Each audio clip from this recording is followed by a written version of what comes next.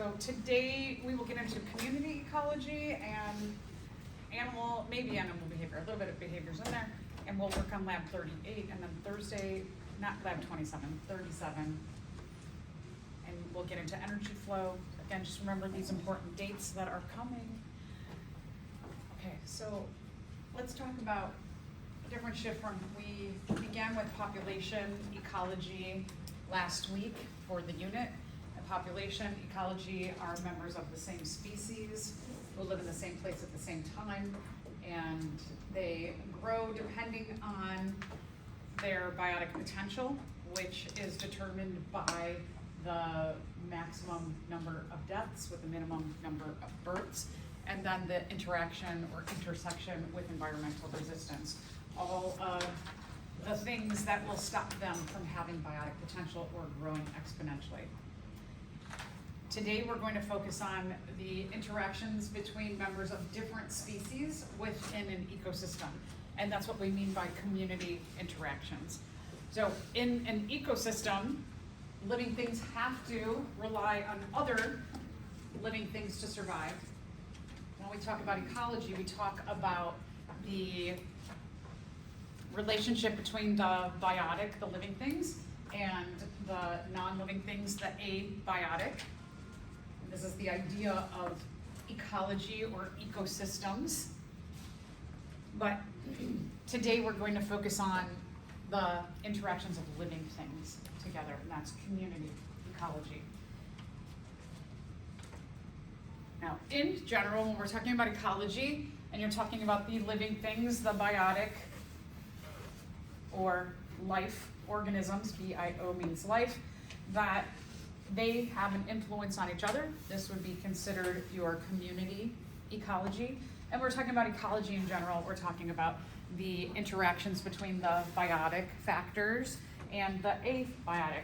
A means without, bio again, life, the non-living factors. And what we will see as we look through this entire unit is that living things can have effects on each other, and non-living things can have effects on the living things. And we'll go through different scenarios where we'll focus on either living or the interaction between living and non-living. So as I mentioned, today we're going to be looking at the interaction between living things. Let's first take a look at what happens when humans introduce a species to an area that has never lived in that area before. These species that are introduced, these are called exotic species, they are called invasive species, disruptive species.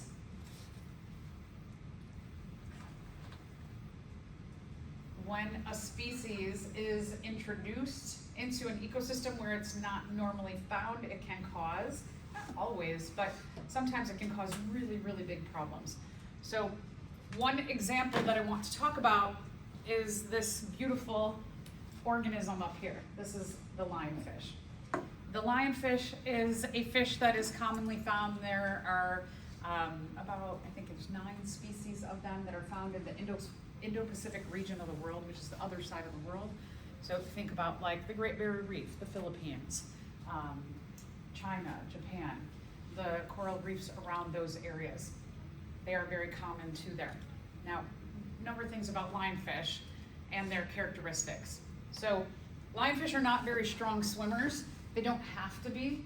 They have these spines, you can see here, that they've got these very long fins with, and inside, these rigid spines inside.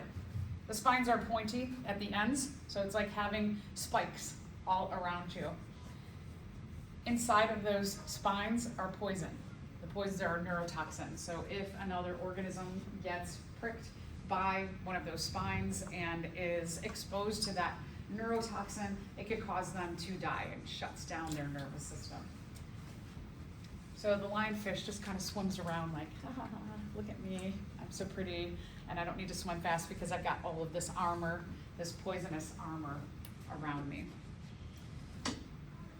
The other thing about lionfish, other features that helps them in their survival, is that lionfish have a really big mouth. And they have the ability to take their mouth and extend it outward. They also have the ability to have very fierce suction through their mouth. So what lionfish can do is they can go to an area of a reef where there's a bunch of juvenile fish, and they can just go,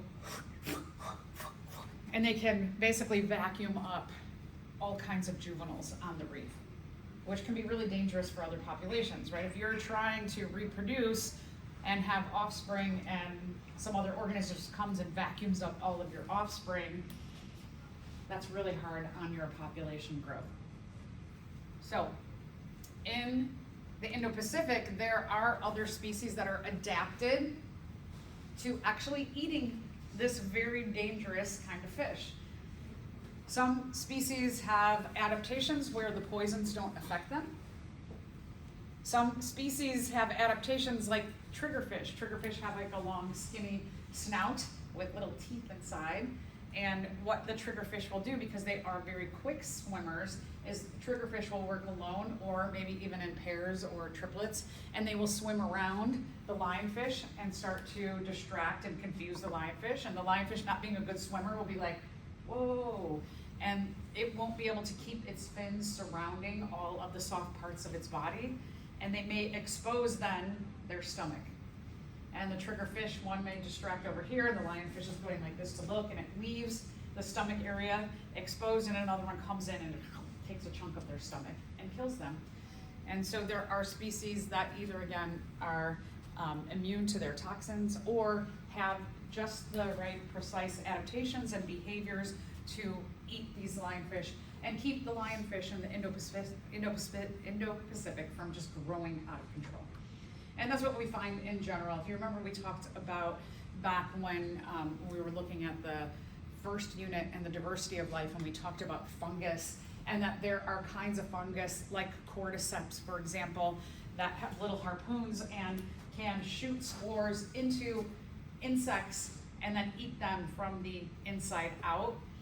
That in ecosystems in general, you usually have some kind of an organism, and then there's another organism that keeps them in balance, so that one is not showing that crazy exponential growth and just taking over the whole ecosystem. So in the Indo-Pacific, these lionfish are kept in check. They are kept in a low number. They are not overpowering the reef. However, in the Caribbean, on this side of the world, we're going from like Mexico all the way down to the top of South America, like near Aruba. You've got tropical ocean there. And lionfish are not naturally found on this side of the world. So there's been hypothesis, one of the things that we're finding is that in the last like 15, 20 years, that lionfish populations have started to go out of control. Again, they've never lived here before. So they got here in some way. One hypothesis was that because lionfish are really beautiful, people who keep aquariums in their home, people had said, oh, it must have been that people who have aquariums and bought lionfish, they decided they didn't want to keep the lionfish anymore, so they dumped them into the ocean and in the Caribbean, and then their population started to grow out of control. But what that would mean is that a whole bunch of people bought these kind of fish on this side of the world, and they were like, I don't want it anymore, I'm going to throw it in the ocean. And there were enough of those that were thrown away into the ocean that they could find mates and reproduce, and then their populations start to show that biotic potential or that J-shaped curve. That's probably not what happened. Most likely what happened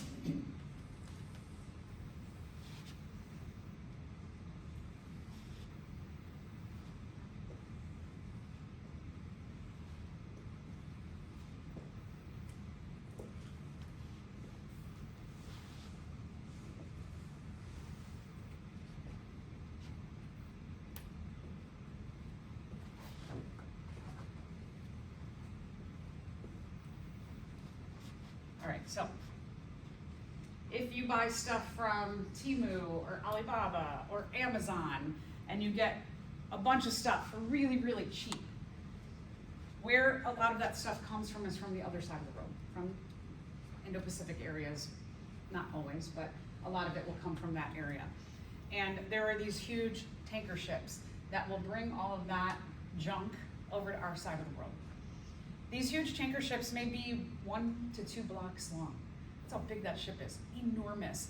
So that each of these little tiny boxes that I have here, these are stacks of train cars. And there'll be hundreds and hundreds of train cars on one of these ships, filled with just the junk that we order online. In order for this ship to get over from that Indo-Pacific, it's got to sail all the way to our side of the world. So let's say that one of these ships comes from the Philippines, and where the ship originally fills up is off of a river, and that river will then, the ship will go down the river to the ocean and then go across the Pacific and make its way through the Panama Canal and then into the Gulf of Mexico. So what happens with these ships is that they go through different salinities of water, and going from a river, which is fresh water, to the ocean, which is salt water, there's a big difference in buoyancy or the ability of something to float. So like for us, if you go out and you swim in a pool here, like let's say you go to FitRec and you swim in the pool, your ability to float won't be really great because it's just plain water. But let's say that the FitRec, they decide to do a different kind of way of chlorinating. They take the chlorine out and they replace that water with salt water. When you go to swim in FitRec, you might be like, oh my gosh, this is totally different. Now it's salt water. Salt water makes everything more buoyant and it makes it easier to float.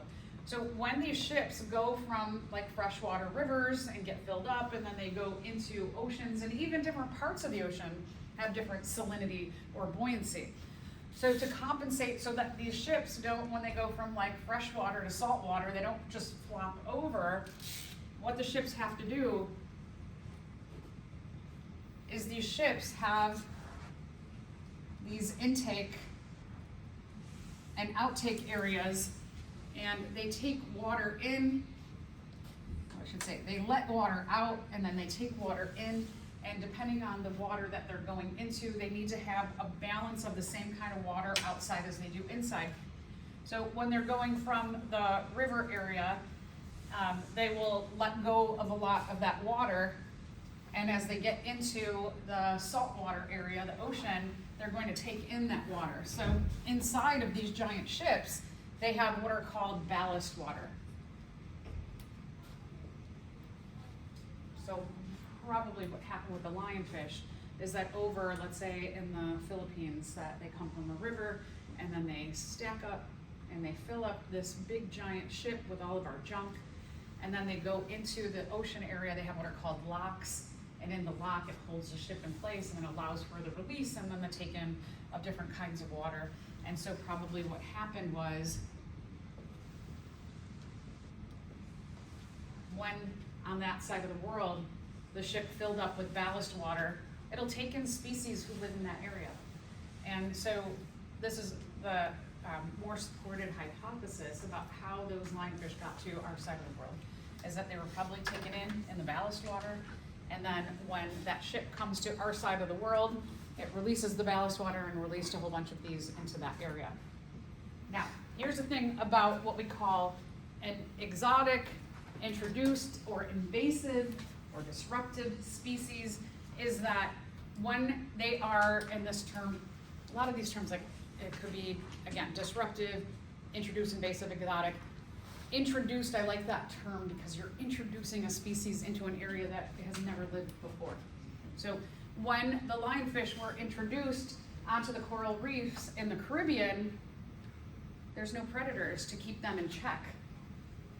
And so all of the predators are just doing their regular predator stuff, but they are going unnoticed. And while they're going unnoticed, they're just, right, they're sucking up a lot of species on this side of the world, on the coral reefs. One of the things about coral reefs, they are one of the most diverse ecosystems in the world. And so when you introduce something that can just decimate juvenile populations and a diversity of species, it can be really dangerous to that diversity. There's a lot of management that's going on around lionfish now in the Caribbean, because let's just think about, like, let's say you go on a vacation and you were thinking like, I want to go on a beach vacation, right? And you go on a beach vacation and somebody at your resort that you're at says, hey, well, we have this nice little outing during the day tomorrow. We'll take you snorkeling, we'll take you out to a coral reef and we'll take you snorkeling, and you can see this beautiful diversity of life. Now, a lot of people will be like, yeah, that sounds great. I'd love to see all this like amazing diversity.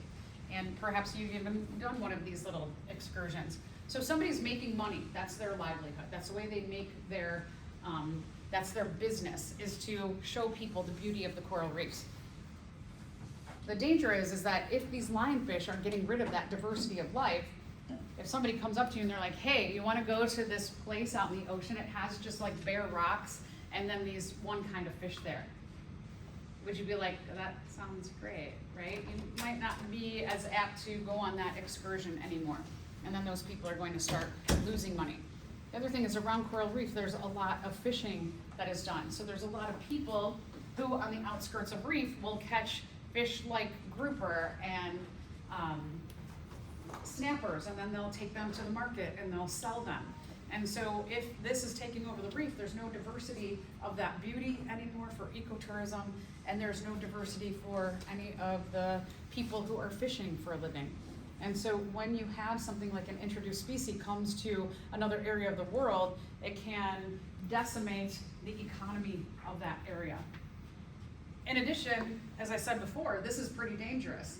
It's a dangerous species. So if you were to, again, get sold, like, hey, you want to come to this beautiful area and you're going to see this beautiful fish, but let me tell you, if you get near that fish, it might sting you and you might die. Okay, so that is disruptive also to our human health as well. So these introduced species can have mass disruption, not only on the diversity of an ecosystem, but also on the economics of that area that they're introduced to, and then also on human health. So just a little story about the lionfish. Here's another example. This is purple loosestrife. We have this in our area, in our suburbs where we have a lot of prairies and forest preserves. You will see this tall plant with these purple whorls of flowers. So they've got these stalks and there's just a lot of little tiny purple flowers. And they're really beautiful. Back in the 1800s, what people had thought was, as they were traveling back and forth to Europe and they saw these really pretty fields of purple, they thought, hey, you know, our wetlands here in the United States, they don't have these pretty colors. They have a lot of like cattails and grasses that are kind of brownish. So we get a lot of greens and browns, but we don't get these pops of color. And so they brought them over and introduced the purple loosestrife. Now, I think we can all agree that this, you know, that's pretty, okay? Let's think about something. I want you to tell me if you agree with me. Eating oranges is healthy. Do you agree? Right? Yeah, eating oranges is healthy. Eating only oranges is healthy. No. So here's what happens when you have an introduced species, is that because they don't have any predators to keep them in check, they can completely take over an area. And so like I said on the coral reefs, is the lionfish, right? They're gonna get rid of everything. They're just gonna suck up all the juveniles and they just completely take over and they can kill everything off. What happens with purple loosestrife is a very similar thing. Is that because there are no insects and other animals that are eating and keeping this in check, it can just like grow out of control and it can crowd out all of the other species. So that when this takes over time, and you just get this field of purple loosestrife, all of the other organisms who rely on the diversity of different kinds of materials, foods, organisms for their survival, all that's gone. And so the diversity of life, because if we're just talking about the plant species who provide food, so the majority of the other organisms, if you only have one kind of food, nobody's going to be healthy, and you're going to see declines in all of the other species in that ecosystem. So invasive species disrupt because they don't have natural predators. Right? All the predators are like, I eat this and I eat this and I eat this and I eat this. Oh, there's something new. I don't want to try it. I'm good. I have all my regular food sources. So that they just ignore that. Nobody is like looking and going like, oh, that's new, I want to try that. A lot of times it just gets ignored. They're just like, I don't know what that is, so I'm just going to keep doing my everyday life. And if they have no predators, then these species can just start to spread out of control.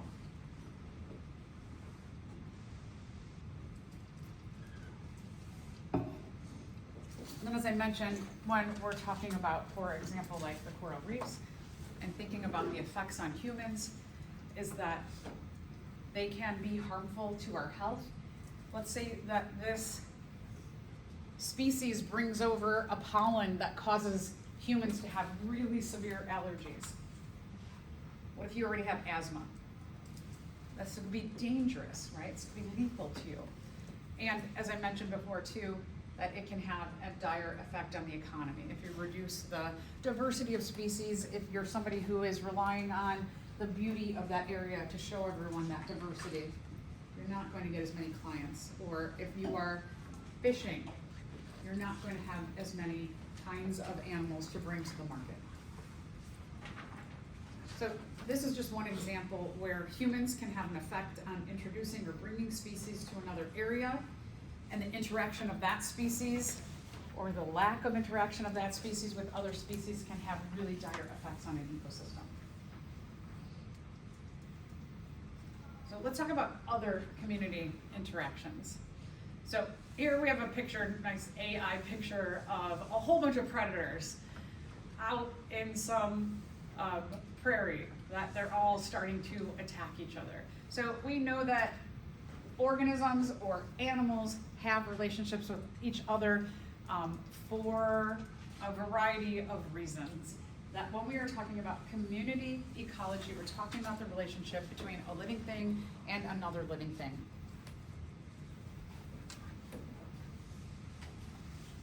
So we will focus on a variety of different interactions in terms of community ecology today.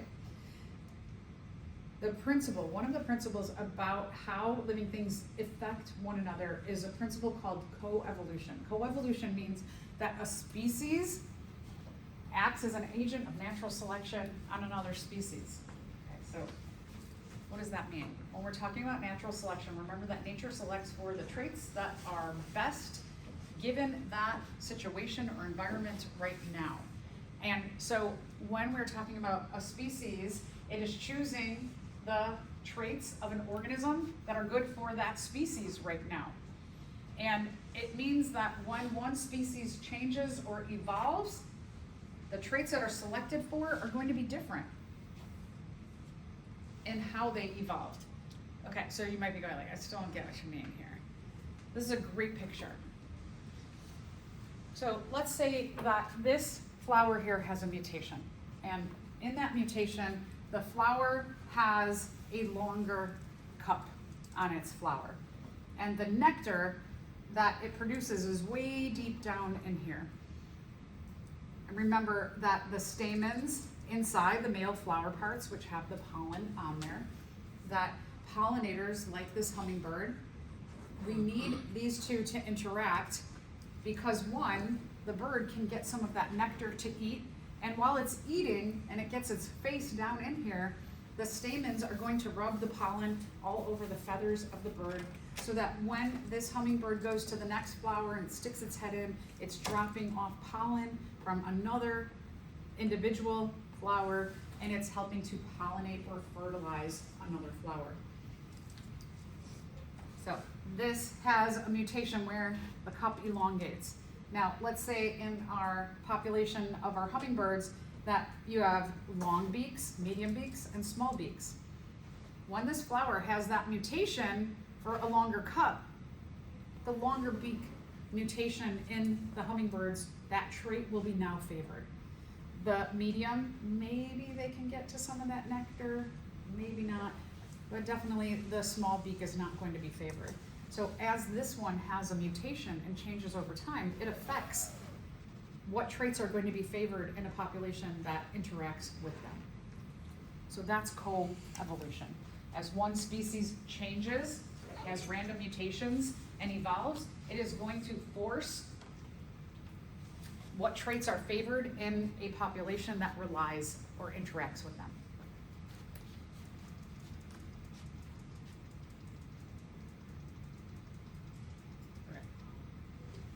So we will talk about a variety of, okay, let's take a look at other examples of co-evolution.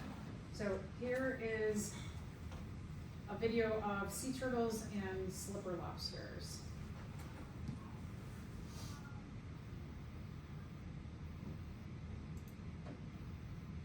Okay, so here's a sea turtle. Sea turtle living on a coral reef. One of the things I want, get to it better. Sea turtles are pretty clumsy. They're really large and heavy. Sea turtles can be really fast swimmers, but maybe when they're on the ground and they're close to the ground, they're going to be kind of bulky and they don't maneuver very well. So let's say that between these two interacting species that we have a sea turtle and we have a slipper lobster, which is kind of like a little, it's a crustacean. It doesn't have a backbone, it's an invertebrate. So let's say that the sea turtle and the slipper lobster, that the sea turtle is a predator who eats and kills the slipper lobster. Now let's go back 1,000,000 years. And 1,000,000 years ago, let's say that the sea turtle had a soft mouth like us, and the slipper lobster had a soft body like us. And so what would happen is that sea turtles, they could kind of like just grab onto those soft body slipper lobsters. But now what has happened with the slipper lobsters is that there has been a mutation. And the mutation has caused some of the individuals in that species to have a hard outer covering called an exoskeleton. And the sea turtles who have the soft mouth, they can't bite through that exoskeleton. So the population of slipper lobsters, if you are a female slipper lobster and you are looking for a mate, and you have the choice of a soft-bodied male, or you have the choice of a male who's got this exoskeleton, and his exoskeleton, nobody can bite through it at this given time. So that gives that male more protection from getting eaten, which allows you to have a mate who's not going to likely get eaten by anything. But also then, you as the female can go, if I mate with him, I will likely have that trait passed down to my offspring, and my offspring will also get that beneficial trait. So this is what's called sexual selection in evolution, is that females will often look and say, like, that trait is better, I want a male with that trait, and that's who they will pick. So over time, you see that the slipper lobster trait of having that exoskeleton starts to go up. Now, let's just say randomly at the same time, the sea turtles have a mutation where some of them start to get a beak-like mouth. So they go from having this soft mouth to a beak-like mouth. And that beak-like mouth has a benefit of being able to bite through the exoskeleton of the slipper lobsters. So now females in the sea turtle population are like, I could choose that soft mouth male, or I could choose the one with the hard mouth who can bite through more of a variety of food. So then you see that trait of having that hard mouth becomes favored. Then over time, let's say that there's a mutation in the slipper lobster population. And randomly, that there are slipper lobsters who are born and they have really strong ab muscles. And having ab muscles, not like humans where it might be like, ooh, that's cool, he has a six-pack. The ab muscles are really important because the slipper lobster can take the ab muscles and crunch them and then swim away really, really quickly. And they can get away from the sea turtle as they're trying to bite them. And so again, here's another trait that gets favored over time. And you can see that pressure as one evolves or changes, it causes the traits that are favored in the other population to change over time. So here now I'll show you what has happened between these two species.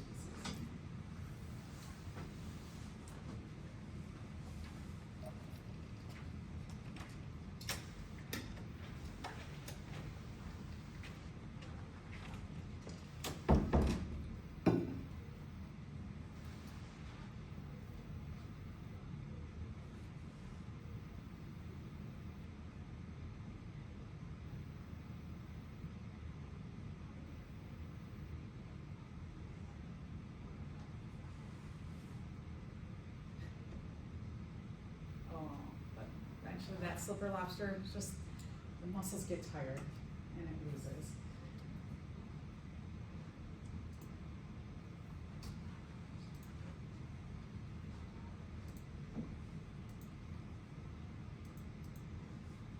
other examples. Lions and gazelles. Gazelles are really fast runners. They are the prey of lions. Lions are a lot bigger and heavier. The gazelles can outrun the lions. Let's say that a long time ago, I'm just making this up, that the lions were hot pink in color. And then there's a mutation where the lions, some of them have this coloration that helps them to blend in with grasses. And so those that have that blending in coloration, we call that camouflage, we'll get to that in a minute, that all those lions have to do instead of chasing after those gazelles and trying to be as fast as something that they are just not as fast as. Some of those lions who blend in, they can just lay down in the grass and they can just wait. And when the gazelle runs by, it can just jump out and grab it. And all it has to do is make that one fast motion rather than running constantly after the gazelles. Another one is when we talk about predation or the interaction from different species, predation by definition is the act of killing and eating another organism. Oftentimes we think of predation like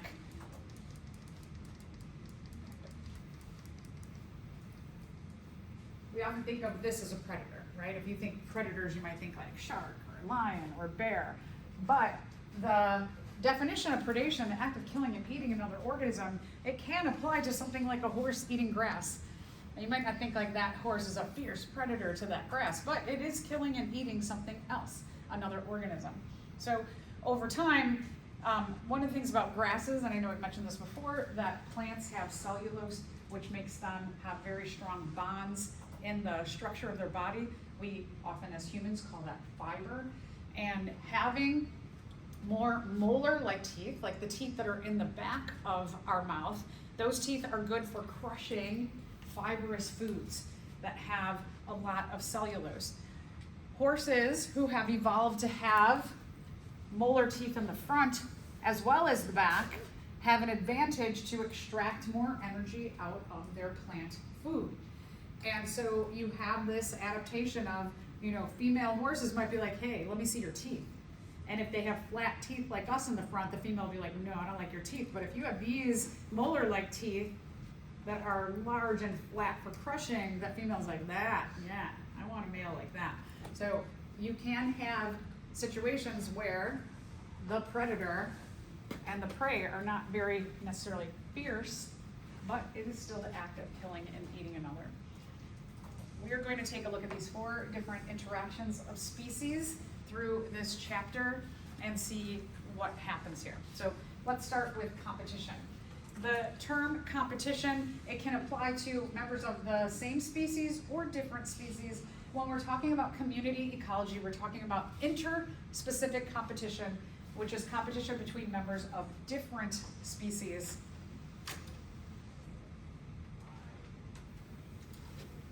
When we are talking about competition, competition generally harms both participants in some way.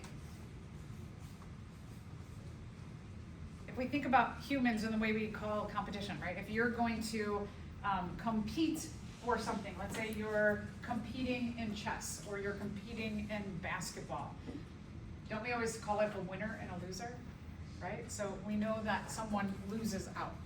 That's the idea that competition is that you have an organism who might win and an organism who might lose. But if we think about, for example, like boxing, you have a boxing competition, and those 2 individuals are punching each other. Does the winner walk away often from that competition without getting hurt? No, right? So competition, usually, when you're talking about competing for something, usually on your road, even if you are the winner, you often are hurt too. So we have strategies as species to deal with limiting how hurt are you as the quote-unquote winner. When we're talking about competition, competition often hurts because you don't get to have everything you want. Everything is not 100% easy. So when you have to compete for something, it generally reduces your access to everything that you need and want. So let's talk about this idea of what's called the ecological niche. The ecological niche is all the aspects of an organism's life. Where they go, how they do it, how long they take, what do they eat, what's their home, what's their job, what temperature do they like to live at. the more an individual can diversify their ecological niche, the less competition they will have. So the niche includes the habitat. One of the things I want to point out is that often students confuse the word niche and habitat. They are not the same. The niche is everything. The habitat is one part of the niche. Habitat, it only means where do they physically live? Do they live in the sand? Do they live inside of the coral? Do they live on top of the coral? Do they live in the sky? Do they live in a nest? Where do they actually live? What resources do they need? What kind of food do you need? What kind of nutrients do you need? What are materials you need to build your home? What are materials you need to hide from another organism? What are your environmental needs? How much moisture do you need in your environment? If you're an amphibian, you need to live in a very moist environment, whereas if you are a reptile, you do not. You have a very different need in terms of your environment. Can you live in snowy regions, or do you need to live near the equator? Can you survive seasonal issues? What are your behaviors? What do you have to do to catch your prey? What do you have to do to get away from your predators? What do you have to do to share resources in your niche? What do you have to do to build your home? And what's your job? If you are a coral on a coral reef, your job is to lay down calcium carbonate underneath you and start to form that actual stony, rocky structure that provides homes for the majority of the other organisms on the reef. A coral, for example, has a really important job in their ecosystem, but what if you're an organism who just does like one little thing and it affects positively like one other organism and you die off? Is it that big of a deal? Sometimes organisms can die off in an ecosystem and it's not that big of a deal because their job is not all that important. But if you are something, we call it a keystone species, like a coral, who has a really important job for everybody in that ecosystem, you die off, it can make the whole ecosystem collapse. So this is the niche. Now, in terms of competition, let's go back to competition. Usually, two niches are not exactly alike, even if you're the same species. So let's talk about us as humans. I'm sure this has happened to you before. Let's just say maybe at school. So beginning of the semester, you sit down next to someone, just an empty chair, you sit down. And you get to talking to them. You're like, oh, hey, I'm so-and-so. Where do you live? Oh, I live in Orland Park. Oh, me too. I live in Orland Park. Where do you live? I live by the Marianos. Me too. I live by the Marianos. I live behind the Marianos. Me too. I live behind the Marianos. What block? This block. Wait, I live on that block. You have never seen this person before, but you live on the same block in the same ecosystem, but you have never seen them before. Has that happened to you before, where somebody lives like really, really close to you and you're like, how have I never seen you before? That's because your niches are totally different, right? You both do different things. You do completely different things. And that's really important for species who are the same, is that they can all, as individuals, even though they are the same kind of organism, they diversify their niche so that they don't have so much competition with each other.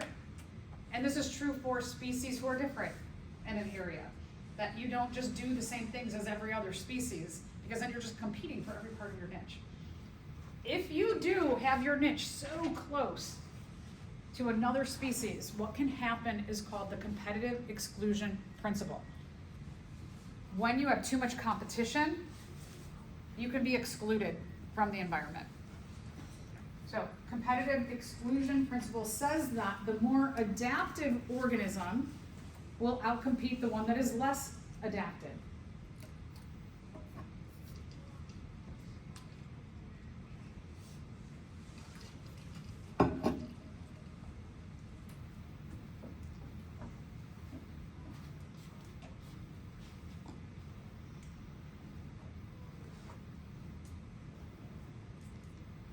Okay, let's look at this classic study about paramecium. Two different species. They're not the exact same thing. These are a unicellular organism. They're a protist. And there are some that are the same genus, but different species name, just like we're Homo sapiens and there was Homo neanderthalensis, right? We're the same genus, but different species. So we're closely related, but we're not exactly the same. So they take two different species of paramecium and they grow them in a flask. I'll come back to that in a second. And when they put them in their own flasks, they have this like glass environment. They give them all their nutrients and space and everything they need. And they grow them in two different environments.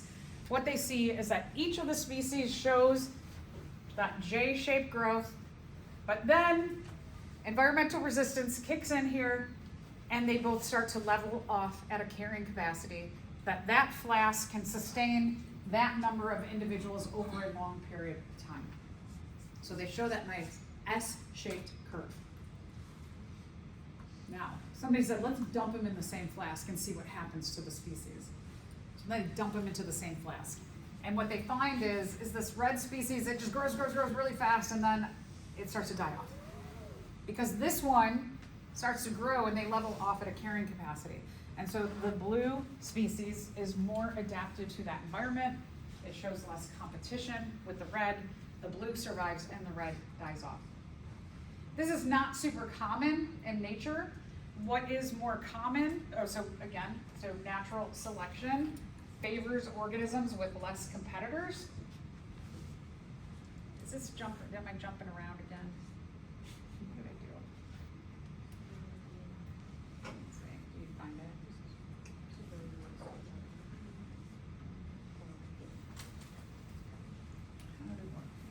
I thought I fixed this yesterday.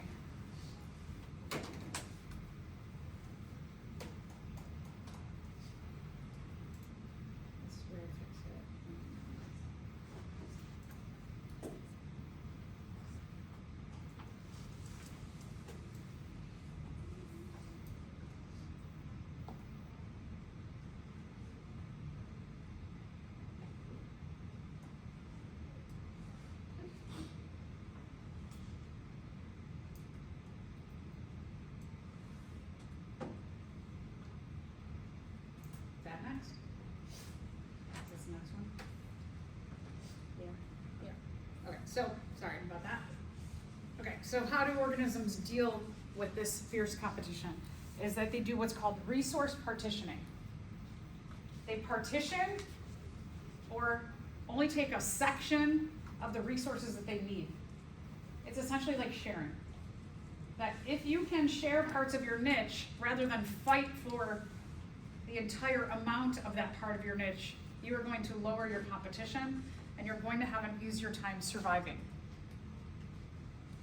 So occupying a smaller part of each part of your niche is actually more beneficial rather than fighting for every single part of your niche.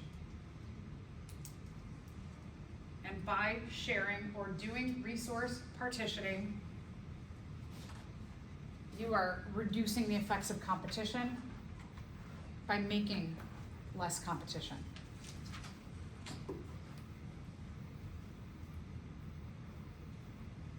So did I miss anything now?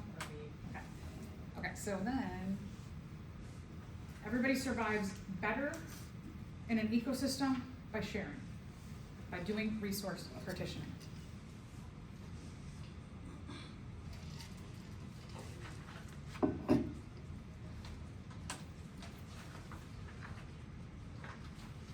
So a couple of examples that we see in nature. One,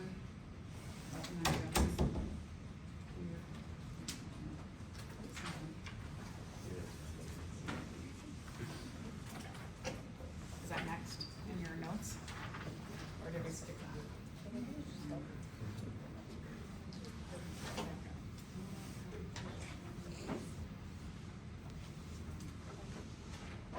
Oh, it just doubled. Oh, I doubled it?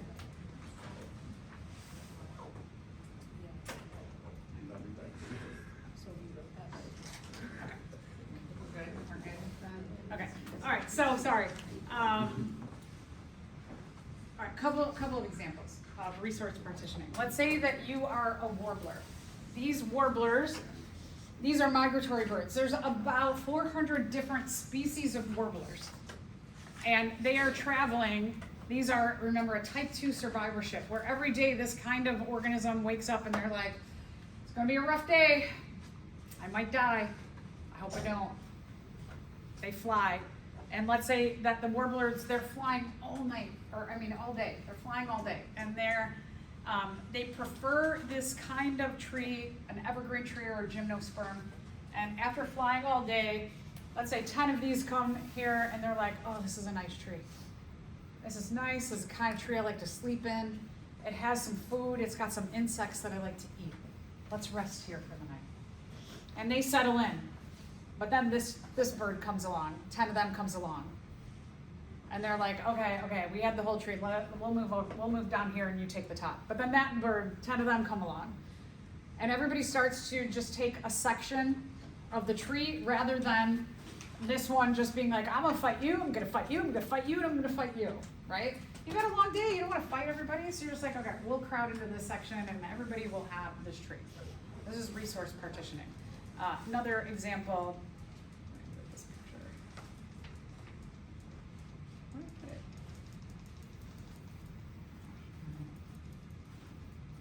it? Sorry. Okay, so here's another example, is that you've got, let's say you're these yellow birds, and you're in this tree, and you're taking up the tree as well as the grass area and the top of the tree, and these red birds come along. And again, they could fight each other, or the yellow birds could be like, all right, well, you all like to go in the middle, and we kind of like this and that part, so we can share or resource partition.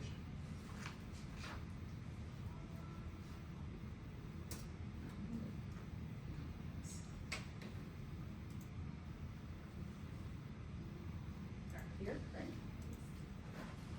Okay, so intra-specific competition is competition between members of the same species. Intra, same, inter, different.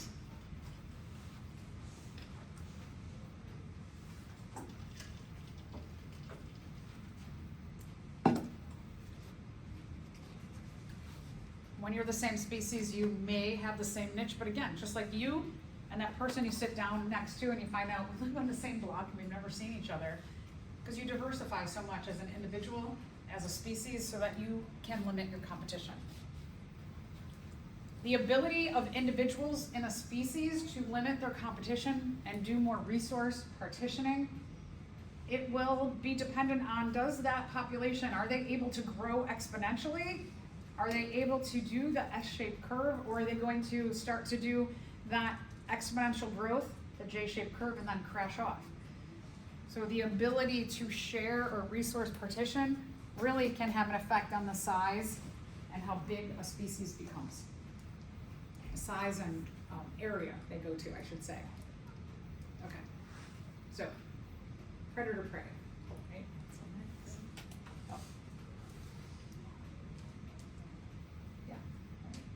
Okay, cool. Okay, so predator prey. Let's talk about. Go to the next kind of idea of community interactions. Predation is the act of killing and eating another organism. So again, could be a cow eating grass, or it could be a shark eating another animal. So we'll take a look at a bunch of principles of predation. For predation, generally, your predators are much bigger than their prey. Sometimes the predators, like wolves, will come together as a group and be a group of predators against a larger prey. So wolves might take down like a giant moose, and then they'll all work together. Generally, you also find that predators are a lot less abundant. There aren't as many as there are prey.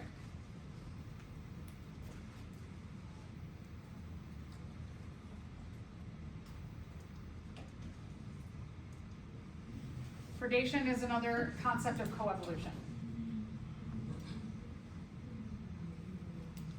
Just like what you saw with the sea turtle and the slipper lobster. That was a predator-prey relationship.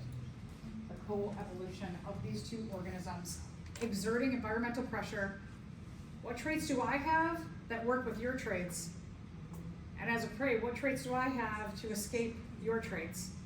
And so they're constantly in this, and I know maybe not quick evolution, but you see over time the characteristics of organisms, what is favored changes over time due to the environment as well as their interactions with other species. So let's say hawks, for example. Let's say that a long time ago, hawks didn't have very good eyesight, and let's say that mice were black, and that in green and brown grasses, the mice were easy to be seen. And so hawks didn't need to have really great eyesight because they could just see these little black things running around in the green and brown grasses. But let's say there's a mutation that causes some of the mice to have coloration that's more brownish and beige, and they can blend in with the grasses a lot better. They're going to survive. The dark colored ones are going to get picked up by the hawks. But let's say in the hawk population there's a mutation and some of the hawks have much better eyesight. And so now having much better eyesight, if you are kind of brownish and you're in grass and you just move a little bit, all the hawks have to see with their good eyesight is movement. And they can just go like, okay, I'm gonna go toward that movement because I know they blend in really well, some of them. And so I can see that. Another example, so we'll get to these. So counteracting behaviors. Counteracting behaviors often called anti-predator behaviors, but also predators use these as well to attack their prey. When we are talking about these counteracting behaviors, they can include how do I look, right? Do I blend in really well? But even if I blend in really well, I'm going to have the behavior of blending in and holding really, really still so that nobody can actually see my movement. It could be also your internal physiology. If you are a grass and you're just getting decimated by horses and cows and sheep, what if you have a mutation that you're poisonous? They're gonna stop eating you, right? They take a bite and they're like, oh my gosh, that tastes bad, or I got really, really sick when I ate that thing. I'm going to stay away from that. So it could be how you look, could be your behaviors, and it could be your internal physiology when we're talking about these counteracting behaviors. So this is a nice one when we're talking, a nice example, when we're talking about all three, how you look, how you act, and your internal physiology, is there are these pufferfish. So you can see the fish here, they're pretty flat, but if another animal starts to mess with them or agitate them, what they can do, as we will see with this otter is going to come and it's going to try and eat that pufferfish. So the otter gets in the water and it grabs onto one of these pufferfish. And in response to being grabbed, the pufferfish, it is going to suck in a whole bunch of air. And it becomes like a balloon. And it makes it really difficult for the otter to bite into. Right? If somebody gave you a balloon and said, bite this, it'd be really hard to actually bite it. The other thing is that the pufferfish, when they're in their normal kind of flat state, they have spines that lay down, but when they puff up, the spines stick out. So kind of like the lionfish, right? Now you're a balloon with spikes. That would be really difficult to eat. Another thing, the pufferfish, just in their general life, you can see that the belly of the pufferfish is really light in color, but the top of the pufferfish is dark. This is a camouflage. Camouflage means blending in with your environment. That if you are swimming and the light belly is facing down and somebody swims underneath you and they look up, the brightness of the sun, it's so bright that a white belly on fish makes you blend in with the brightness of the sun. So just that simple act of having light color at the bottom and darker color on the top is a form of camouflage for animals in water. Okay, now let's say that this otter, it gets it, it bites into it, figures out I can find this little spot that has no spikes and I can bite into it. If the otter bites into the gallbladder of the pufferfish, it will die because the gallbladder is poisonous. So here you have an animal This pufferfish who has those external ways that it looks, has that behaviors of like, you touch me, I'm gonna puff up. And then also has that internal poison. And then eventually, whew, the otter gives up and pufferfish back on its way.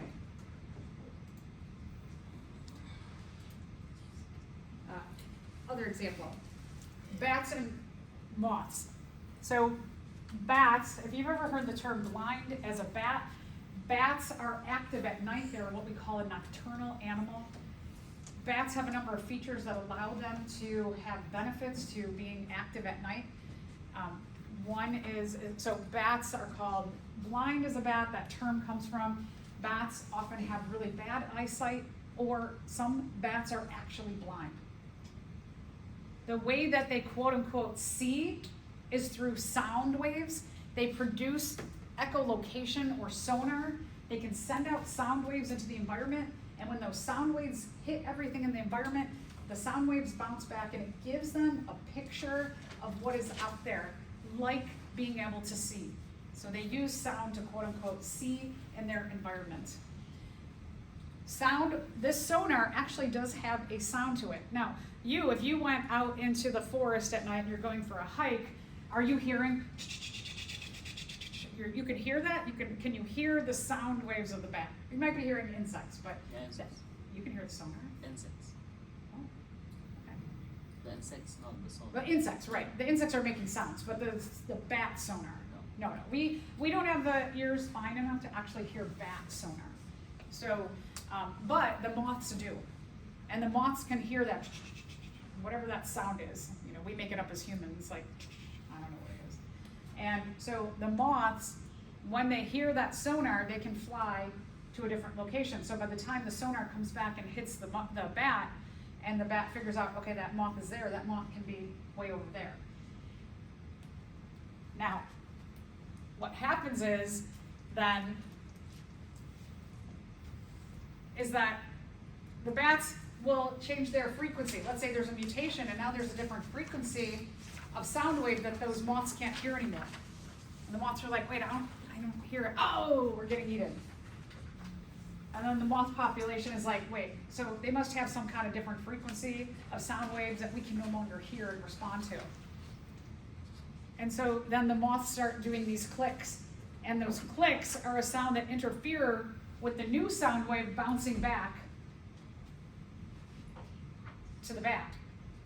And so the bat gets this confusing picture of what's happening out there. But then the bat's like, wait a minute, you know what I could do?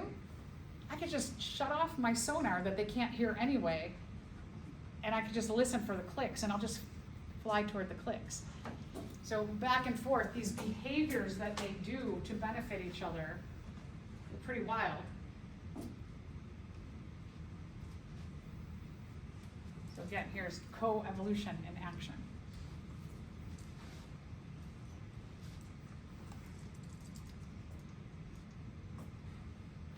So I mentioned this before, that with the pufferfish that they have the lighter belly and the darker top, and we see forms of what we call camouflage. Camouflage is the ability to blend in or make you inconspicuous in your environment.